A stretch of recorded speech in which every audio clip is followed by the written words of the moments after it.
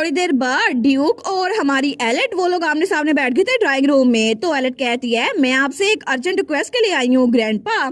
असल में मैं सेंटस बन चुकी हूँ, लेकिन अभी तक मेरे पास कोई जगह नहीं है जहाँ पर मैं पॉलिटिकल डिस्प्यूट से दूर रह सकूँ। इसी वजह से मैं चाहती हूँ कि आपकी डची में एक नया चर्च बनाऊं, तो इसलिए मैं आपसे परमिशन लेने के आई हूँ।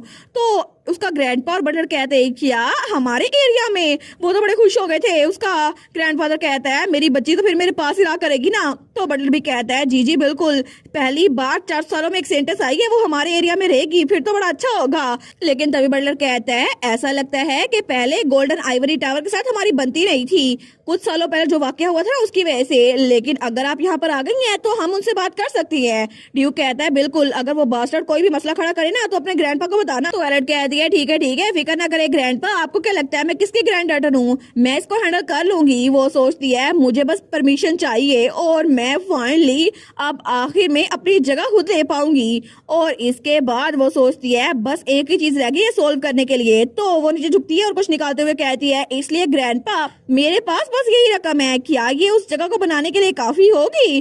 तो तब वो कहती है मुझे लगता है कंस्ट्रक्शन में बहुत सारा पैसे लगेंगे, ये 30,000 गोल्ड है। वो सोचती है मेरी जगह होगी तो मेरे नाम ही हो तो ज्यादा अच्छा है, और इसके अलावा मेरे पास यूनिकॉर्न के हॉर्न्स भी हैं और ये टेलीपोर्टेशन स्टोन मटेरियल में काम आते हैं, तो क्या आप इसको यूज कर सकते हैं?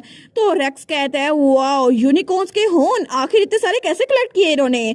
तो बटलर भी कहता है वाओ मुझे लगता है कि इनकी उम्र तो बहुत ज्यादा होगी। लेकिन तभी ड्यूक कहता है तुम इसको साइड पे रख दो, मैं इसको नहीं लूंगा। तुम्हें क्या लगता है तुम्हारा ग्रैंडपा किस तरह का इंसान है जो अपनी ग्रैंड डॉटर से इतने पैसे लेगा? तुम ऐसे समझो कि कंस्ट्रक्शन की फीस वो मेरे पैसे से आएगी, मैं डोनेट कर रहा हूँ। वो कहती है सच्ची ग्रैंडपा आप ये करेंगे? वो कहता है बिल्कुल, मेरे पास बड़ा पैसा है, बस मेरे बच्चों पे लुटाऊं ना मैं, इतना ही काफी है। और वो तो बिल्कुल दौलतमंद लग रहा था। तो हमारी उन कहती है thank you so much grandpa, पहले ही मेरे पास पैसों की कमी हो रही थी। तो तभी नोटिफिकेशन आई थी world that shape the world ने आपके ग्रैंडपा को टॉप रैंक डोनर के तौर पर कंसीडर कर लिया है। तो उसका ग्रैंडपा कहता है लेकिन एक कंडीशन है। तो एलेट कहती है लेकिन क्या? तो ड्यूक कहता है मैंने अपनी ग्रैंड डॉटर के लिए बैंक्वेट हॉल में एक मील तैयार करवाई है, तो तुम्हें यहाँ पे इतनी दूर आने के बाद खाली पेट वापस नहीं आना चाहिए, तुम आराम से खाना खाओ और आज रात यहीं पर रुको। वो कहती है ठीक है ग्रैंडपा। तो ड्यूक कहता है कम ऑन तुम भी चलो मेरे ग्रैंडसन इन लॉ, तुम भी बहुत सारा खाना। वो कहता है जी। तो हमारी हीरोइन कहती है लेकिन ये आपका ग्रैंडसन इन लॉ नहीं है और तुम जवाब ना दिया करो थेस्लेड। और तब शाम के वक्त सब कुछ करके वो बेचारी तो फुल हो गई थी, वो अपने बेड पे आके लेटती है। वो कहती है मेरा पेट तो फुल हो गया है, ये तो कितना अच्छा लग रहा है ना। ऐसा लगता है कि वो जगह वाला मामला वो भी सेटल हो गया है और मेरे ग्रैंडफादर भी कितने काइंड है, मेरे डिलीशियस फूड भी खाई और यहाँ के सर्वेंट भी कितने काइंड है। मुझे लगता है कि मैं यहाँ पर किसी काम के लिए नहीं बल्कि वेकेशन पे आई हूँ, और अगर ये जनरल चाइल्ड केयर होता ना तो फिर तो मैं इस कैसल में बिल्कुल प्रिंसेस की तरह बड़ी होती। मुझे तो लगता है कि मैं तो बेबी टॉक करने में भी अच्छी हूँ। लेकिन तभी नोटिफिकेशन आई थी क्रिटिक फॉर बैलेंस आपकी मेंटल एज के लिए अपनी जुबान चटका रहे हैं। तो स्केल्ड जर्दी सोइल की नोटिफिकेशन आई थी, वो आपको इनकरेज कर रही है कि आप अपने बच्चों के साथ चाइल्ड केयर जनरल एंजॉय कीजिएगा। वो सोचती है लेकिन फिर भी अभी मैं सोच रही हूँ तो क्या थेस्ले ठीक होगा? पहले पहले जब उसको मेरे ग्रैंडपा के बारे में पता चला तो वो तो अनकंफर्टेबल था, लेकिन ऐसा लगता है वो रिकवर हो गया था। तो तभी वो कहती है सिस्टम विंडो ओपन हो जाओ, और तभी उसके सामने एक कैलेंडर आ गया था। वो सोचती है आज है जुलाई 7, तो थेस्लेट के बर्थडे में 2 दिन रह गए हैं, ठीक है। तो उठते हुए कहती है अब मुझे वहां पे जाना होगा। तो एग्नेस कहती है क्या हुआ है, कहाँ जा रही हो? तो एलेट कहती है वीआईपी पॉइंट शॉप पे, मुझे वहां जाकर कुछ पूछना है। तो एग्नेस कहती है ठीक है, लेकिन एलेट मुझे भी तुमसे कुछ पूछना है, जब तुम वापस आ जाओगी ना मैं तब तुमसे बात करूंगी। तो एलेट कहती है ठीक है। वो सोचती है इसको क्या हुआ है, और तब एलेट कहती है तुम्हें कुछ और चाहिए वहां से? तो एग्नेस कहती है वेल अगर तुम जा ही रही हो तो पिछली बार वाला बैग खरीद के ले आना, उसमें तो इतना ज्यादा स्टोरेज एरिया है और मुझे वो चाहिए। तो एलेट कहती है सॉरी एग्नेस मेरे पास इतने पैसे नहीं है। तो वो सोचती है सच में मुझे पैसे कमाने की जरूरत है, लेकिन तब वो आगे बढ़ते हुए कहती है अब मैं जा रही हूँ, और वीआईपी शॉप के अंदर दाखिल हो गई थी। लेकिन तभी उसके सामने वो ग्रैनी थी। वो कहती है तुम यहाँ पर आ गई, मैं तुम्हारा इंतजार कर रही थी। तो हमारी एलेट कहती है हेलो शॉपकीपर ग्रैंडमा, मुझे याद है कि आपने मुझे बताया था मैं यहाँ पर आके रुकूं। तो ग्रैनी कहती है मुझे तुम्हें कुछ बताना था, असल में मैं तुम्हारे लिए एक मिस फॉर्चून क्लींजिंग रिचुअल करना चाहती हूँ। तो एलेट कहती है क्या, कौन सा रिचुअल, लेकिन इसका मतलब क्या हुआ? तो ग्रैनी कहती है असल में मैं चाहती हूँ कि तुमसे कुछ शेक ऑफ करूँ। असल में तुम्हारे साथ एक स्टॉकर अटैच है जो कि तुम्हारे पीछे पड़ा हुआ है। तो एलेट कहती है एक स्टॉकर, लेकिन वो कब से अटैच हो गया? वो बेचारी तो बड़ी कंफ्यूज हो गई थी। लेकिन वो ग्रैनी उसको लेकर आगे जा रही थी। वो कहती है आगे चलो ना, तो मैं बताती हूँ। तो हमारी अलर्ट कहती है एक मिनट रुके ग्रैंडमा, आखिर कोई क्रीपी इंसान मेरे साथ अटैच क्यों होगा? क्या ये उस फ्लॉपी डिस्क की वजह से तो नहीं था? मुझे पहले लगा था वो कुछ अजीब सी है, क्या आपने उसको चुराया तो नहीं था? तो ग्रैंडमा कहती है वेल, अगर वो चोरी की हुई भी हो ना, फिर भी फिक्र ना करो, मैं एक रिचुअल करूंगी जिसकी वजह से वो स्टाकर डिसअपियर हो जाएगा। वो फ्लॉपी डिस्क मुझे दो। तो एलेट उसको वो फ्लॉपी डिस्क देती है। तो तभी वो सिगार पीते हुए उस फ्लॉपी डिस्क को देखती है। वो कहती है तुम जरा पीछे हो जाओ, और तब वो अपनी पावर उस फ्लॉपी डिस्क में डालते हुए कहती है वेल, मैं एक अनइनवाइटेड गेस्ट को दूर धकेलूंगी। और तभी उसका सिगार वो लंबा होता है, बिल्कुल पाइप बन जाता है। तो एलेट तो उसको देख के हैरान हो रही थी, लेकिन तभी वो अपने पाइप के जरिए उस फ्लॉपी डिस्क को मारने लग जाती है। वो कहती है शू शू चले जाओ। तो एलेट सोचती है हैं ये हो भी गया? वो कहती है ठीक है ये लो, ये डन हो गया। तो एलेट कहती है इतनी जल्दी?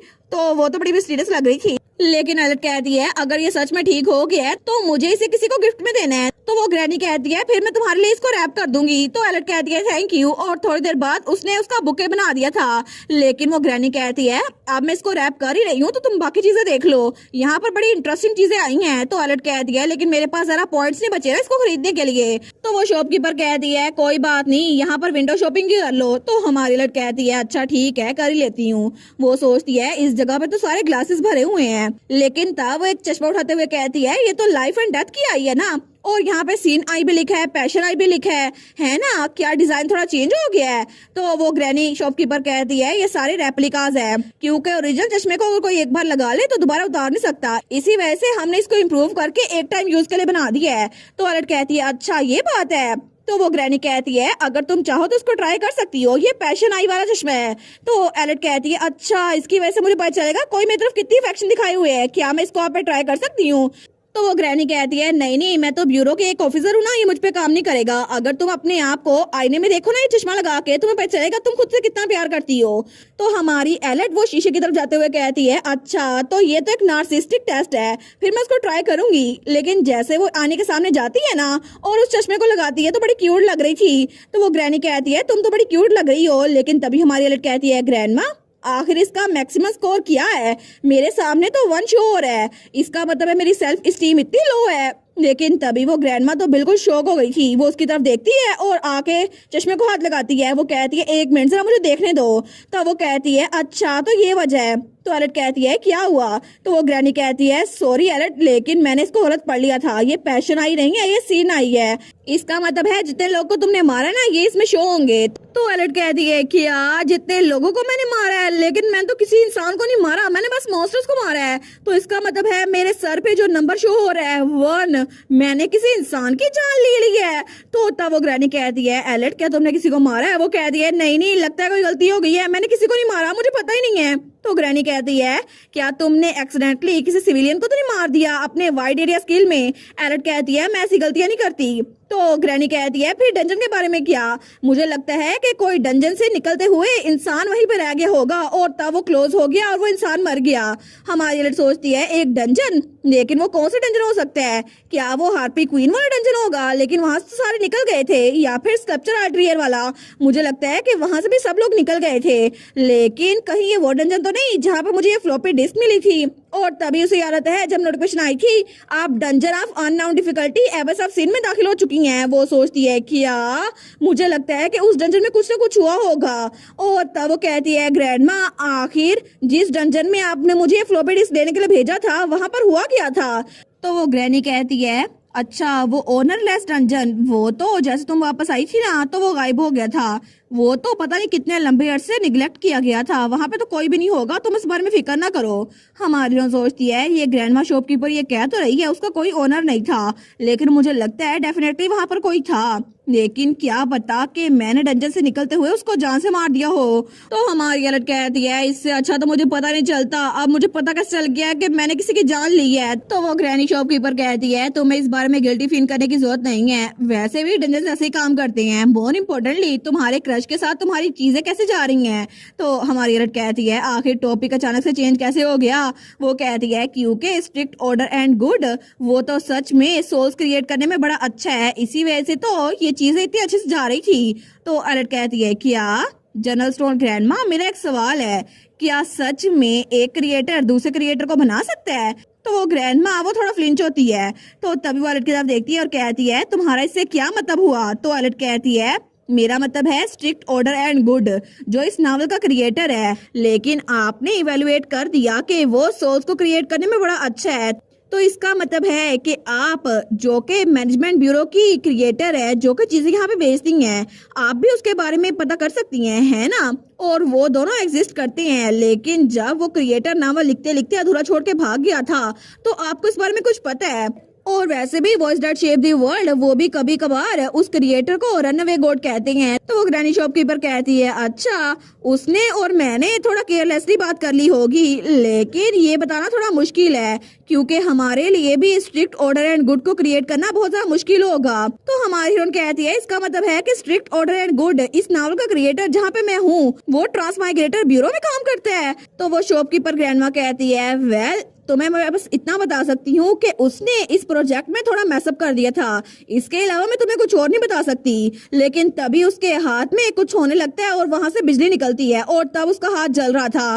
तो वो ग्रैंडमा वहां देखती है, तो अलर्ट कहती है ग्रैंडमा आपको क्या हुआ? तो वो ग्रैनी शॉपकीपर कहती है लगता है कि मैंने तुम्हें एक सीक्रेट बता दिया है जो कि तुम्हें बताना नहीं चाहिए था, और इसी वजह से मुझे पेनल्टी मिल रही है, लेकिन अब मैं इस बॉडी को ज्यादा यूज नहीं कर सकती।